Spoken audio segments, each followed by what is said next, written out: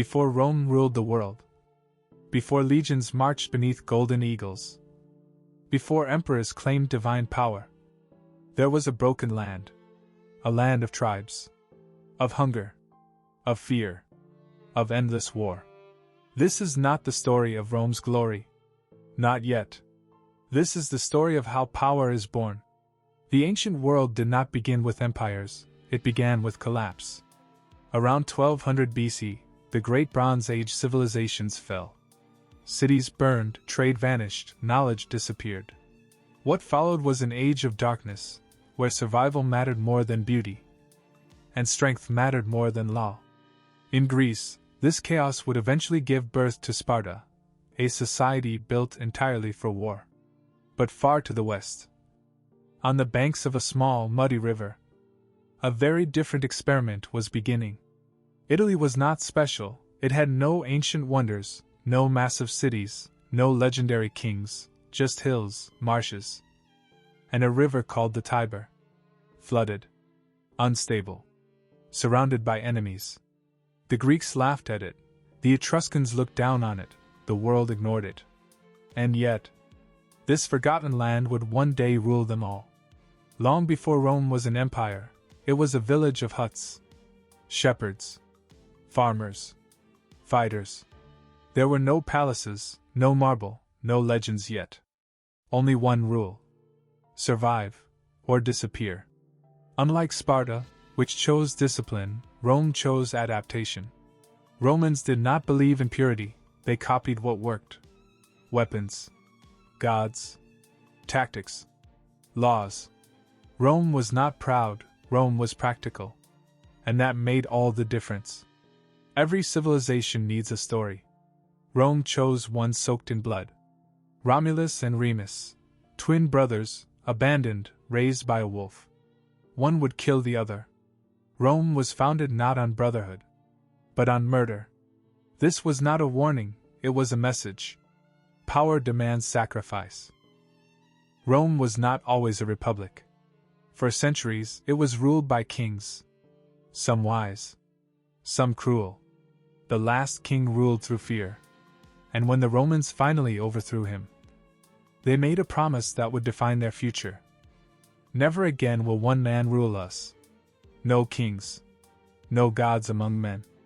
Only law. Rome did not love freedom like Sparta. Rome feared tyranny. That fear shaped everything. The Roman Republic was not democratic. It was engineered. Power was divided, balanced, weaponized. Consuls ruled, but only for a year.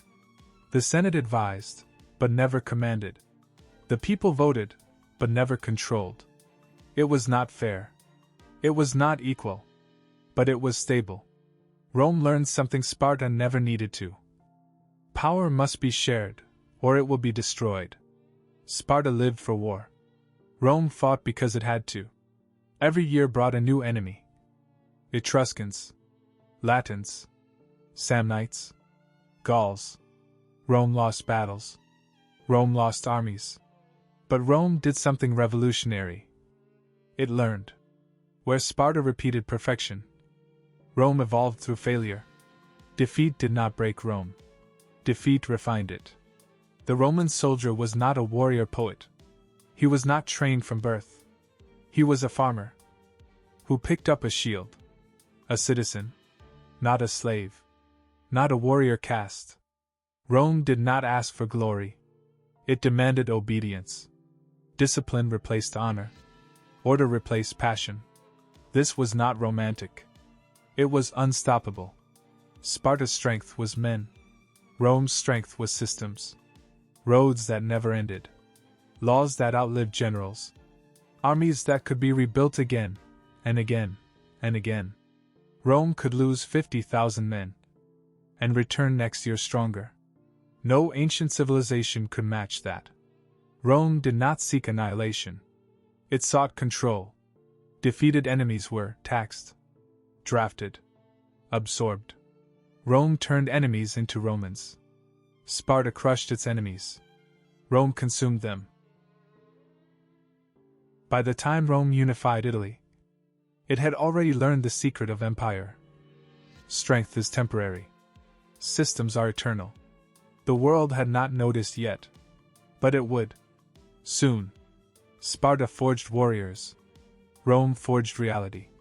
One ruled through fear of weakness. The other ruled through fear of collapse. And in the centuries to come, these two philosophies would collide with the world itself. This is only the beginning. In Part 2, Rome meets its greatest enemy and learns the true cost of domination. Every empire has a moment when it should have fallen. For Rome, that moment had a name: Hannibal. Rome believed it was unstoppable. It had defeated every tribe in Italy. It had crushed every rival nearby. But far across the sea, a city watched. Carthage. Rich. Powerful. Ancient. Where Rome was built on land, Carthage ruled the waves. And both wanted the same thing: control of the Mediterranean. In Carthage, a general named Hamilcar Barca raised his son. He made the boy kneel, touch the altar, and swear an oath: eternal hatred for Rome. That boy's name was Hannibal. In 218 BC, Hannibal did the unthinkable. He led his army, not by sea, but over the Alps. Snow, avalanches, enemy tribes. Elephants froze to death. Men starved. But Hannibal reached Italy. Rome was unprepared. At the Battle of Cannae, Rome sent 80,000 men. Hannibal sent half. Rome was annihilated. More than 50,000 Romans died in one day. The Republic had never known such terror. Mothers waited for sons who would never return. Rome was bleeding. Sparta would have broken. Rome did not. Instead, it did something inhuman. It refused to surrender. It raised new armies. More taxes. More soldiers. More pain. Rome accepted endless sacrifice. And Hannibal was slowly isolated. To survive Hannibal, Rome became ruthless. Cities that hesitated were destroyed. Allies were forced into loyalty. Neutrality became impossible. This was no longer a republic of laws. This was a war machine. Rome took the war to Carthage. Hannibal was forced home. At Zama, Rome defeated him. Carthage was spared, but broken. Rome had won. But it had changed forever. After Hannibal, Rome realized something terrifying. War made it stronger. Every conquest brought more land, more slaves, more gold, more armies. Power became addictive. Rome was still a republic, but it now ruled millions. Its generals became rich. Its senators became corrupt. Its soldiers became loyal to commanders, not laws. The system that once protected freedom now protected ambition. Rome defeated Hannibal. But in doing so, it created something far more dangerous. An empire that didn't know it was won. In Part 3, we will witness the rise of men who would tear the Republic apart to claim absolute power. Rome had defeated its enemies. But now, it faced something far more dangerous: itself. The Republic was no longer ruled by law, but by men who commanded armies. After decades of war, Rome had a new problem. Its armies were no longer farmers. They were professional soldiers. Men who owned no land. Men who had no future. Their loyalty was no longer to Rome. It was to the general who paid them. This would destroy the Republic. A general named Gaius Marius changed everything. He allowed the poor to join the army. He promised them land. The army became a political weapon. For the first time, soldiers fought. Not for Rome, but for reward. Then came Sulla. He marched his army on Rome itself. No foreign enemy had ever done that. The streets ran with blood. The Republic learned a new truth. Whoever controls the army controls the state. Julius Caesar watched. He learned. He conquered Gaul. He built a loyal army. He became rich. And when the Senate feared him, They made a fatal mistake. They tried to take away his power. Caesar stood at a river. Behind him, exile. Ahead of him, civil war. He crossed. Rome would never be the same. Caesar defeated his enemies. The Senate knelt. Rome had a dictator. They killed him for it. But it was already too late. Civil war returned. Out of the chaos came Octavian.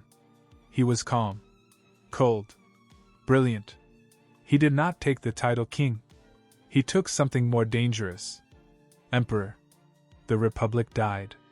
Not in a single moment, but in 1,000 compromises. Rome was now an empire. In Part 4, we will see what that empire became. Rome no longer asked, who should rule? Rome asked, who is strong enough? The age of emperors had begun. Octavian became Augustus. He claimed he had restored the Republic. But everyone knew the truth. The Senate still existed. But it no longer ruled. The army obeyed one man. Rome had peace. But it was the peace of submission. Legions marched across Gaul, Spain, Egypt, the Middle East. Rome did not just conquer land. It conquered identity. Languages faded. Gods were replaced. Cultures were absorbed. Rome became the world. The empire grew rich. But the people grew poor. Millions of slaves flooded the economy. Free citizens lost work. The elite grew monstrous in wealth. The system that had once created stability now created rot. Power without limits creates monsters. Some emperors were wise. Others were insane. Nero, Caligula, Commodus. Rome was ruled by men who believed they were gods. The final poison entered Rome. The army no longer protected the state. It sold the throne. Generals murdered emperors. Soldiers crowned new ones. Rome became a battlefield of ambition. Barbarians crossed the borders. Plagues spread. The economy collapsed. The empire was too big to control, too corrupt to fix. In 476 CE, Rome in the west fell. No dramatic explosion. No final battle.